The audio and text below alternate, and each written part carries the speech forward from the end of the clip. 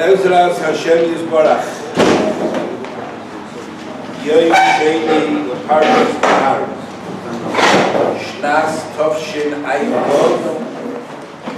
Yeshiva Tiferes Avigdor.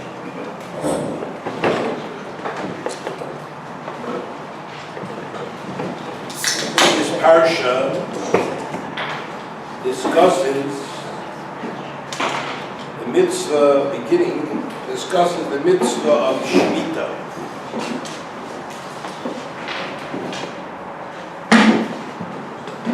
That for a year, all the farmers have to leave their land to rest, no plowing, no planting, and so on and so forth, and everything that grows is hefker. And it's not for a day, not for a week, not for a month, but this is for an entire year.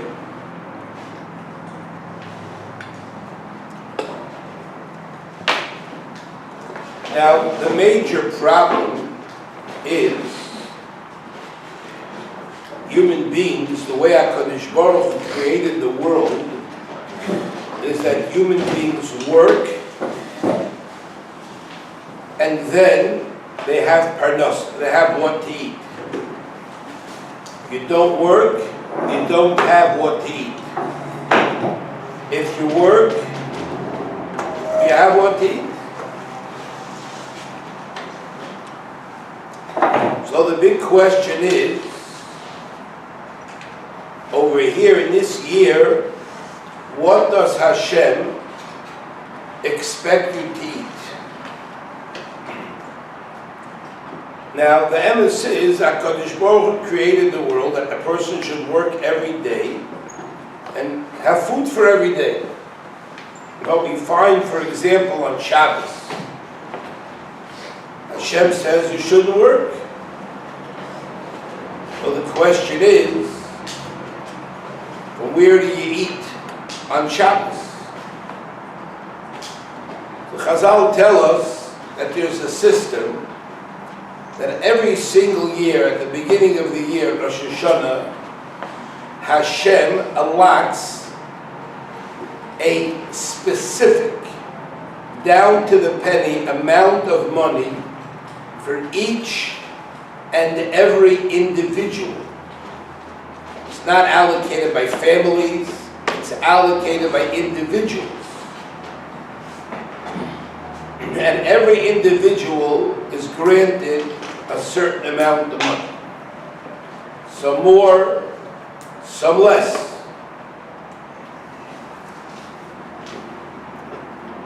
Now that amount of money is yours whether you work one job, 2 jobs, or 3 jobs. It does not make any difference whatsoever how many jobs or how many hours you work. You will not receive 1 penny more than is in your taktzif.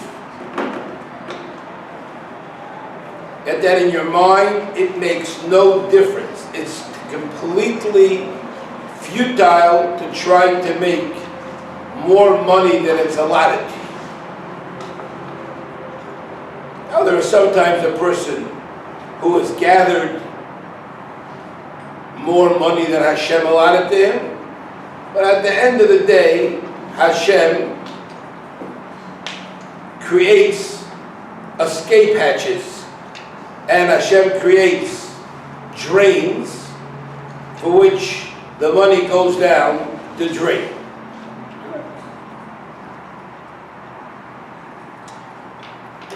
Now,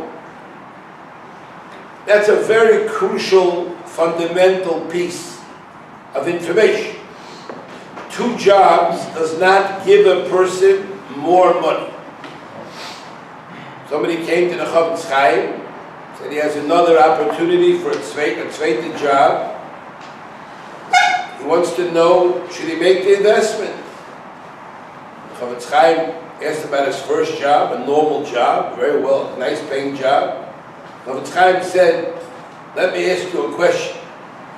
He said a moshel actually. You want to know what you're suggesting? Imagine somebody has got a barrel of wine, and he's got a spigot that he screwed into the barrel of wine. And now the wine is dripping out. And somebody comes over to me and says, would you like to have double the amount of wine? Would you like this barrel to produce double the amount of wine? I says, yeah, sure. Who doesn't want it? So put another spigot in on the other side. Then you'll have two spigots dripping equal amounts of wine. You can end up with double. See how foolish that is? You might get the wine twice as fast, perhaps, but you're not going to get more wine than exists in the barrel. A second job is absolutely futile. It's a second spigot in a barrel. Hammer that into your heads so that you don't end up with a lot of futile, wasteful thoughts and efforts in your lives. You have one job, and one job brings Parnossah. You get what's coming to you with one job. Now you have a person who asked the question, I have two jobs, and I'm bringing in X amount from each job. Are you telling me that if I'll stop, I'm going to get all that money that I was supposed to make for the both jobs? I said, in your situation, perhaps not.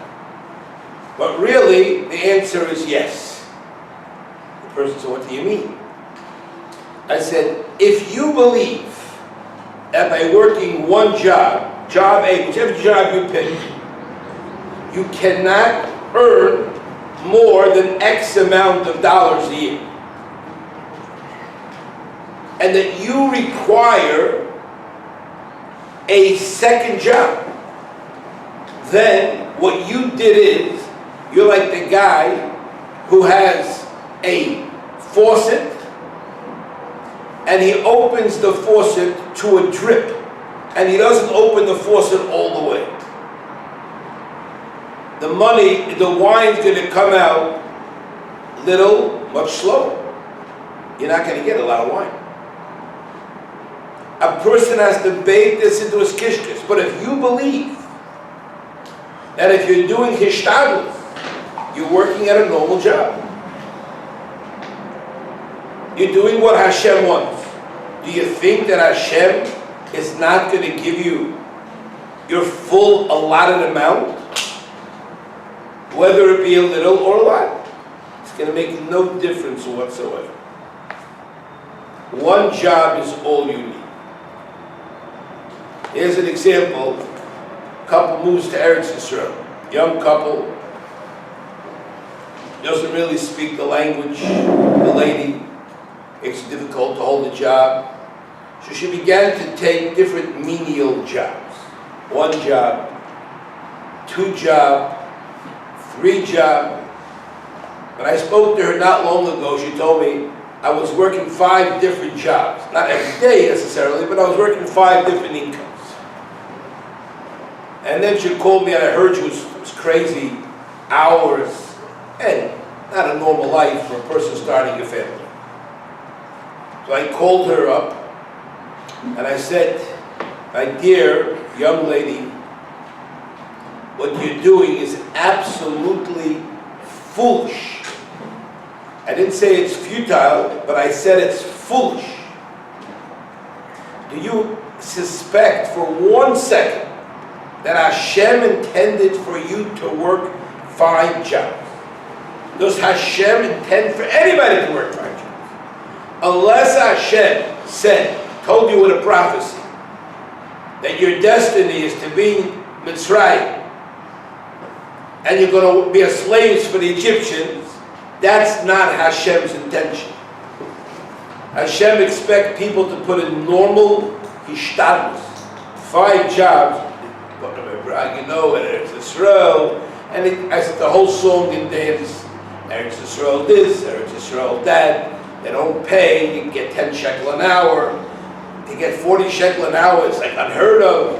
And to make a decent rate, 80 shekel an hour, and it's also, and I'm telling you anyway. I said, you know what you're doing? You're your worst enemy. You're your worst enemy, and a person should not do that. I said, do teshuvah. Do teshuvah. Do teshuvah. What's the teshuvah you have to do? I said, the teshuvah is, you do not, under any circumstance, first say, I'm sorry, Hashem, for even entertaining the thought that I have to do 5 jobs. You're not going to make 1 penny from an extra job. How many jobs should I do? Hashem knows what you do more than 1. So remember, which one should I pick? I said, I don't know.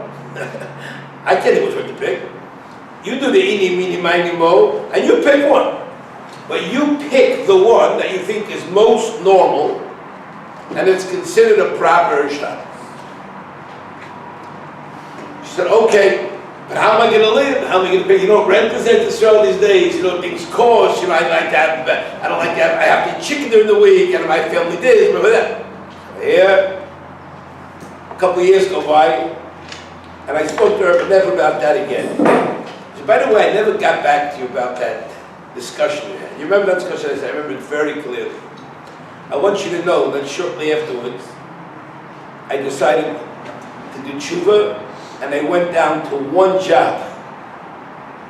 And now I have more money than I had from all 5. And all my friends are going back to America, and I didn't discover any great ancient Chinese secret of how to make money. I'm doing 1 job, and I believe 100% Hashem's going to give me a Parnossah. And you want to know something? I've got Parnossah. I can stay there in Yisroel for a very long time in this place. And now I have a family, I have a bunch of kids already, and this and that. I said, you're right. Just yesterday, a fine younger man came to me. And he said to me, Baruch Hashem, I have Parnossah. But I'll be honest with you, I'd like to have more. And he's an energetic fellow, capable fellow. He said, so the Yisroel sometimes gets me, I like to have more money. Shall I leave Kailo? Should I take a second job? And I told him, are you making hishtadlus right now? Is your family making hishtadlus? Yes. I said, taking another job will not make you 1 more penny. Leaving Kailo, I said, I promise you, you won't have 1 more penny from leaving Kailo. He said, but people leave Kailo make more money. I said, I'll tell you why. You know why? Listen to this. I said, the people in Kailo are making hishtadlus, but they think that the hishtadlus they make can't produce the full taktsiv that HaKadosh Baruch Hu prepared for them. They believe it's not shayach. I remember on a Kailo check, there was no shahavim, and a guy can make a living on a Kailo check. No. It tells you yeshiva started the Kailo, they paid the rent. It was $40 a month, and the $40 was the rent. But before long, the rent doubled, tripled, but the Kailo check hovered around $40. I remember when it went from 40 to 80. Ever went higher. 80 was the lot. That was like the over the top. But I didn't see people in droves leaving. What happened? Somehow Hashem managed to get them their taksiv. Your wives worked at not doctors and lawyers, but HaKadosh Baruch Hu gave them their full taksiv. So what if you see somebody who leaves Kailo and now he's making more money? What's the answer? No, the answer is very simple. That guy could have made the exact same money when he was in Kailo. but he didn't believe that he could make that money. And because he didn't believe that he could make that money, he himself was holding his faucet closed, and the stuff was coming up in drips and drabs. And his full allotment never came out during that year. Then you know what happened? It's like the points. The next year you start all over again. It doesn't carry over necessarily. A lot of shliot, you got a year to use them, you don't use them, next year starts. Now Hashem gives you a new one. This is such an important issue. I said, if you would believe that all your Parnossah could come from the Ishtadlus you're making, it would come without a doubt. No shoving. You don't need second jobs, you don't need third job, it's not necessary. I'm telling you, I told us to did over and over and over, but I have no suffix. The second you go out into the world, you're going to look for 2 jobs. And you're going to come to this whole nonsense. We need 2 jobs, we need 3 jobs.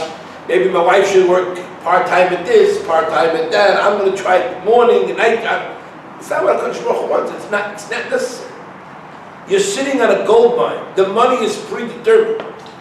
Can you imagine a young man who one day is going to come to Shemayim, and he's going to see in Shemayim that in the year 2016, Hashem had allotted him $140,000 to make penance. And with his programs, and with his wife's check, and with his this check, and with all his collections, all together, the guy raised 60 grand. He's going to come to Shemayim and Hashem say, Hashem, why don't you give me the money? He said, it was there, I'm taking. But you know what you said? You made this budget with your wife. You made this cheshbon with your wife, and you said, we just can't make it. With all the programs, with all the this, with all the that, that's all we can make. You know what happened to your budget? You banged yourself on the head with the budget. You were a wealthy man, and you destroyed yourself. It's like the story I once heard from Chaim Kreisler. He said, a nerdig advice. He was there in the war during World War II. And one day there was a roundup, and they rounded up a bunch of Yidden. Among those Yidden was a very, very wealthy Jew. And Reb Chaim starts to walk next to the Jew, and the Yid turns to him and he says, I want you to know, I know I'm not coming back to this. Problem. I want you to have a lot of money in a Swiss bank. In a Swiss bank, I don't have a lot of money. I have a lot of money. But to access it, you have to know the account number, you have to know the code. You got to know the password. So I'm giving it to you. Remember the numbers. We told them all the numbers. But no, he didn't give him the money. He said, if after the war I don't come back by some chance, find a relative of mine and give him this money. Find a relative of mine and give him the money. The war was over, the guy didn't come back. He looked for relatives high and low. And however he looked for relatives, he couldn't find it. And Kacha went back. 20 years passed. 20 years passed. And he's sitting in the Beis Medrash. And into the Beis Medrash comes this hobo. Tattered clothes. An oniva Evian, the guy that looked like a schlepper deluxe shaker. And he was like, and he hung around for a couple of days. One day Chaim called him over and said to him, yeah, he's good. What's your name? Tell us his name. He said, where do you come from? Tell us. And all of a sudden, Reb Chaim was nuts. This guy is a son of that man. And he starts to ask him, what was his father's name? What was his father's name? He went to the guy, I was imagining at Fadimian that he was, Rockefeller's son. And he tells him the whole story. He's chaykiv and Irish, the guy. And he comes out, the guy's talking to this guy's son. He tells the guy, got some news for you. You're a Kefir Adi. The guy was doing it. You're a Kefir Adi. Your father, on the way to his final march, gave me the numbers to his bank account in Switzerland. Have the password. And the guy, overnight, came Kefir Adi. The guy was sitting on money. 20 years after the war. The guy was suffering 20 years. The guy didn't know he was sitting on a building. That's what's going to happen to us. Everybody has his taxes. I told someone, you think Hashem doesn't know how much you need? You think Hashem allots you peanuts or pittance? You think Hashem does not know the cost of living? Do you think Hashem doesn't know what your wife needs, what you need, what your kids need? You think Hashem doesn't allow for education? You think Hashem doesn't allow for enjoyments in life? What do you think Hashem? Do you think Hashem expects you to pass Pamela, Teichel, Ubayim, Surah Tishna? That's what the kind of stuff is that. No. Allah, it's Tisha. No. Teretz is, you yourself messed up. So the key is to understand this Yisroel. Pachad, fear, is the greatest destroyer of a person's Parnossah. When a person can't imagine, the guy says, I didn't go to college. How could I make a decent living? That thought is the worst thought in a person's mind. As a person that gets married, his parents have no money, his in-laws have no money, and the guy tells me, I'm finished. I said, if you believe that, you're finished. I said, do you think Hashem did not know you don't have in-laws? Do you think Hashem did not know your parents can't support you and your father's not living anymore? But Hashem can support you. You have to fall back on Hashem. You can't rely on your parents because you didn't get your parents. They have money. So you rely on Hashem. And the guy has to rely on Hashem. And now it's 10 years later, the guy's still learning the guy. That's not normal. And his wife doesn't work. I told him, it's never going to work if your wife doesn't work. So the wife's got to work. Wife's got to take care of the kids. There's a bunch of kids now. Wife's not working. I said, so what can you do? You're trying your best. I said, you do a little ishtabis. I thought, you make a little ishtabis. You know, that's enough. It's amazing how the money comes pouring in.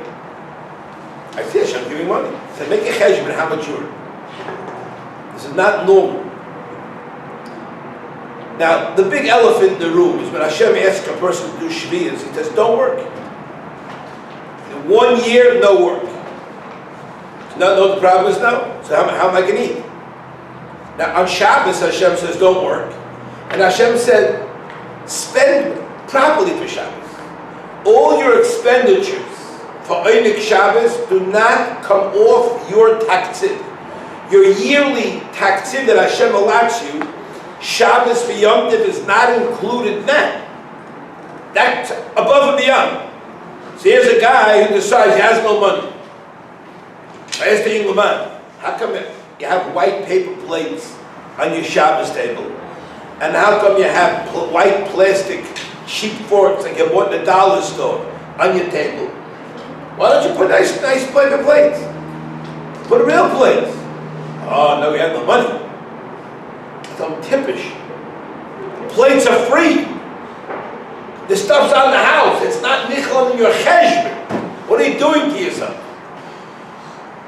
You want some chopped liver? Buy a little chopped liver. I didn't say buy 5 pounds of chopped liver. It's only you and your wife. You don't even need a pound of chopped liver. I don't know if you need half a pound. Buy a little chopped liver. People tell me I can't afford chopped liver. So buy sugar to you. Enjoy yourself. It's Shabbos. The covered Shabbos is. So it's on the house. Hashem says, here's my credit card. Hashem says, you lay it out. I'll pay it back. Allah would never say, But what do you mean? Hashem says, at the end of the day, Hashem says, you don't trust me. Hashem says, I'm taking care of you. You don't have to worry about it. So now comes Shviyas. And Shviyas, we got a problem. A year, no work. Now, if you would ask me, or we would sit down with a couple of these business heads, the biz tank business people, right? What would they say? They'd ask a fellow from Lincoln, what would you suggest how we make money during Shviyas? Well, I think we should transition. We should prepare for this and have every farmer learn a second trade. Technology. We're going to teach him how to work on a computer for a year, or maybe he'll be a janitor for a year.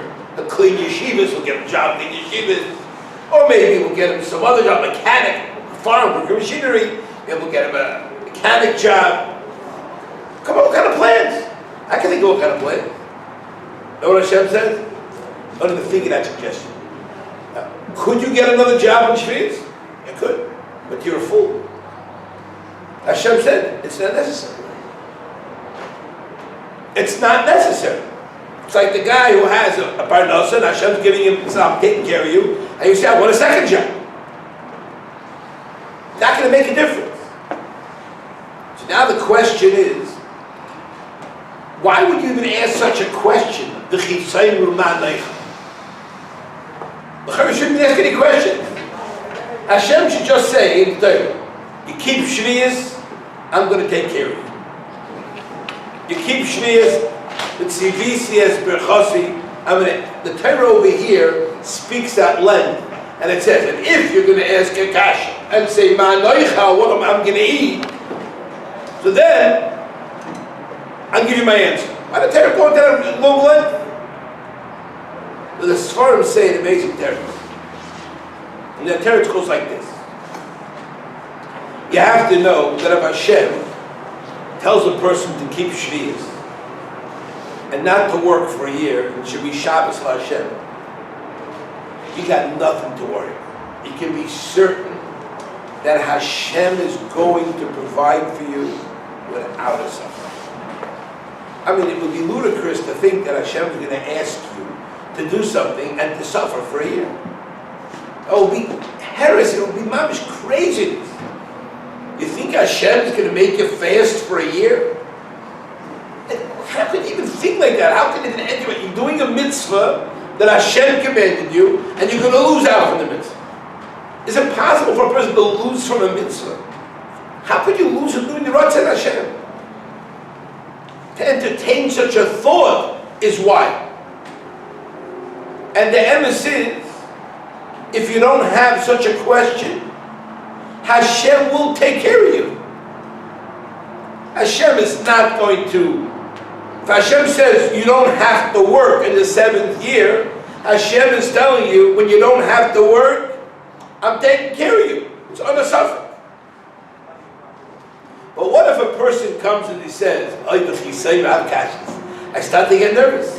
And I start to think, how am I going to eat? Hello.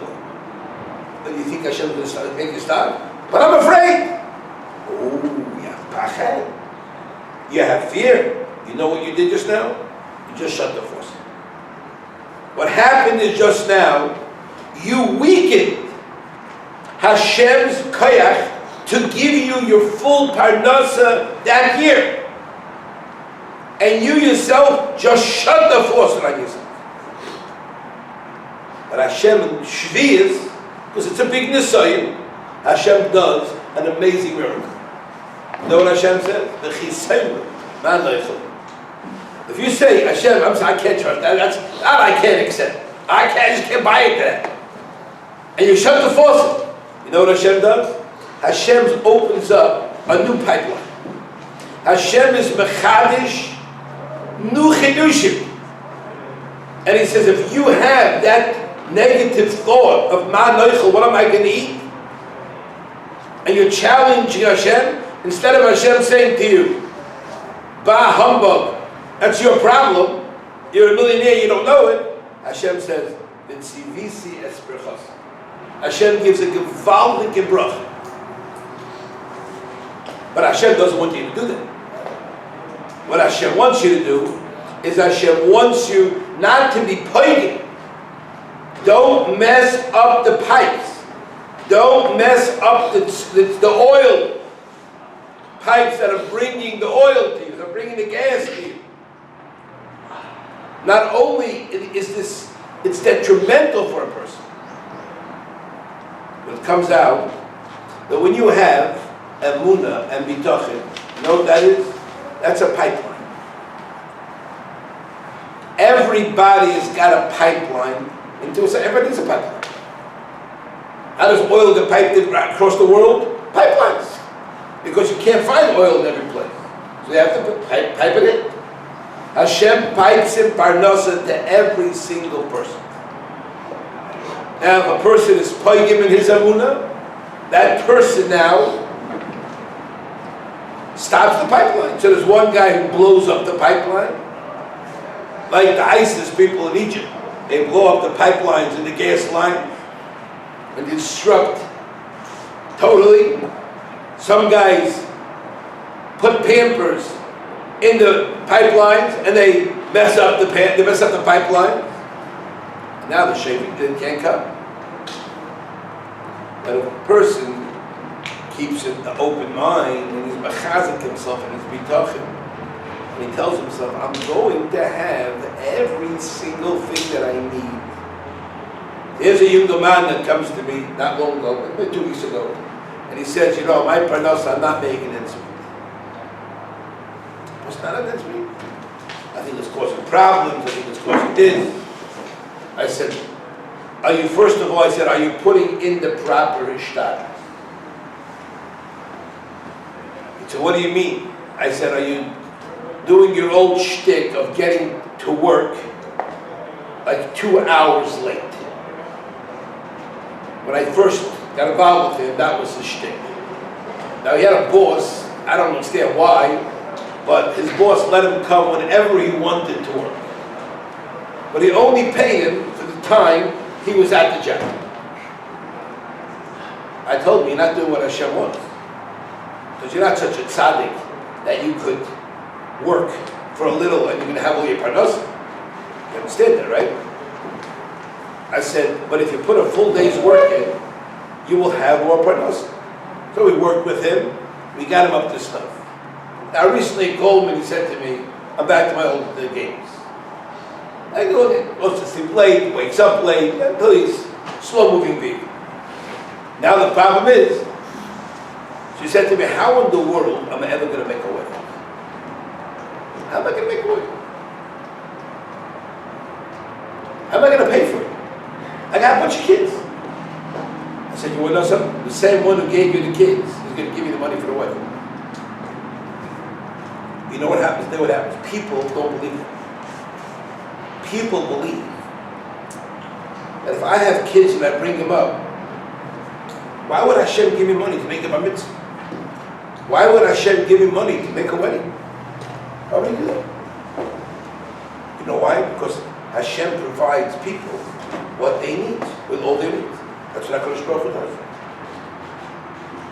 But if you don't believe that, you say, my salary that I'm making now, it can't work. I don't know how it's going to come. There's a lot of ways how it comes. Lots of ways how it comes. A person thinks he prepared himself, and Hashem says, no, you did a good job preparing, but that's not my intention, how I'm going to give it to you. So Hashem wipes it all out, takes it away from you. He says, no, I'll show you a different one. I got a trick up my sleeve. I got another one. That's what it is. The person has to understand that there's so many drachim for Hashem to give people money, and there's so many ways for Hashem to be, but you have to believe that the shefa is going to come from Hashem. You have to ask yourself, I'm a Jew, I have a family, my child is to get bar mitzvah, my child is to get married, my child has to have a bris, my child needs a pinyan ben, I need to have a place to live, I need to have food to eat. There's no suffix. Tell yourself that over and over and over. And there's no suffix that Hashem is going to supply you and provide you with everything that you need.